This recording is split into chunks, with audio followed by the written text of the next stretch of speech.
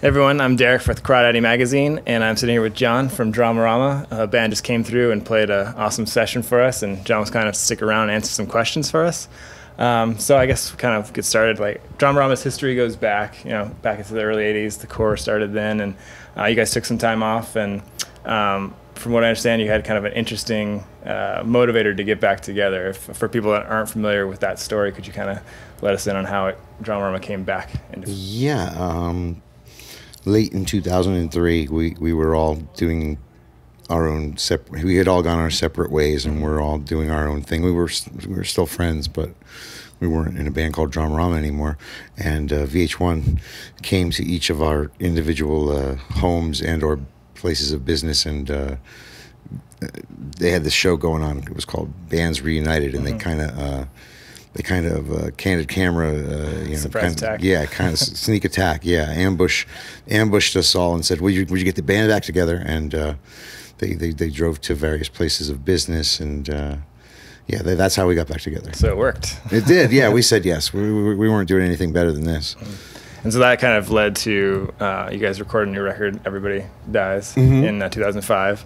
And then are you any plans to record now? You have a new record on the way? Or? We do. In fact, one of the songs we played at our Wolfgang's Vault session is planned for the new release. The new release. Yeah, a release Sure. is good because it's not a record anymore. Yeah, I know. You don't want to say MP3 or something. I'm going to really be releasing some files. Yeah, exactly. My new files will be out soon. But we have new recordings and new songs, and is there a date set for that, or no? Okay. Unfortunately not. We'll be on the lookout. Well, I'm hoping that the calendar year of 2011 will bring us a new release. So what was it like getting back together after taking some time off? I know you guys kind of played intermittently with each other, but as far as calling it Dramarama again, after taking time off, what was that experience like getting back into the studio for Everybody Dies? I don't think the studio was as different as playing on stage. Maybe we played this one concert one of the first big concerts that we played was a festival for. It was called Flashback or something like that. Flashback to the Future, and it was The Cure, Duran Duran, Echo and the Bunnymen, Psychedelic Furs. It was a long list of It's a great lineup.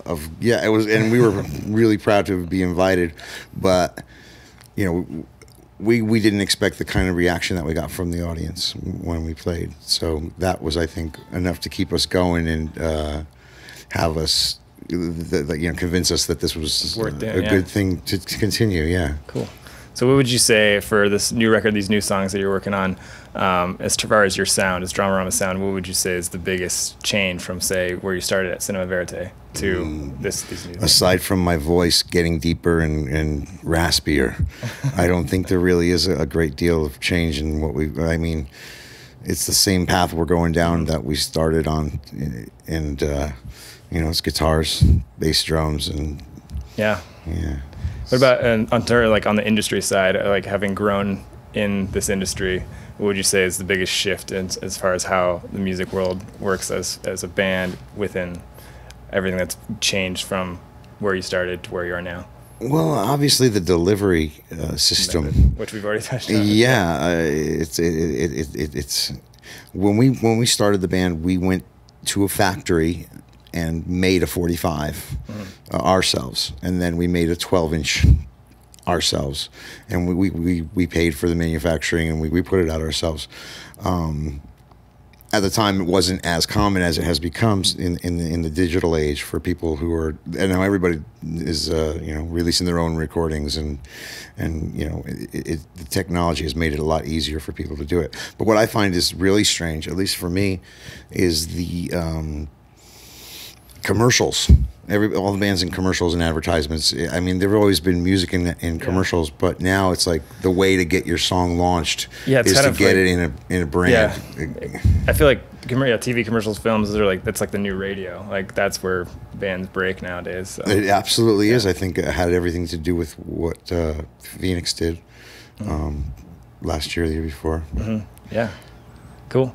So I know that the band is very closely tied to anything which you played for us, and it still sounds fresh and great. And so I guess maybe that already answers my question, but what's your relationship today with that song? Is it something you feel like obligation to play, or you still get a kick out of playing it? It's fun to play any song. It's miraculous that anybody ever knows a song that you wrote, that, or, you know, speaking in my case, that I wrote.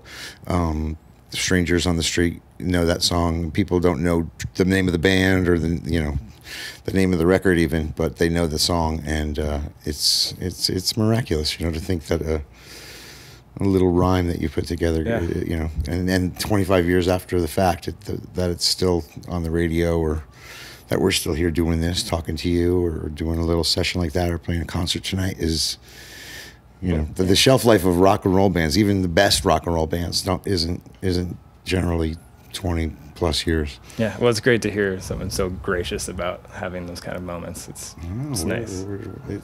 I always say it's easier to win the lottery than it is to make a living being in a rock and roll band. Oh, I believe it. So I guess you guys are on tour now and playing dates. What can fans expect from a Dramarama show in 2011? It's old, new. You know, we don't use a set list. We kind of just, we have 4 or 5 hours worth of music that we can play, and any given night we'll play as much as we can squeeze in there. Awesome. Well, from the vault session that you guys did for us, it's an indication that's definitely worth checking out. So be sure to do that. Dramarama. They'll have tour dates available on their site. You can check the vault session out for great songs. John, thanks for coming in, and to the rest of the band, thank you guys. And yeah, be sure to watch the rest of the songs. Thank you, sir. Thanks.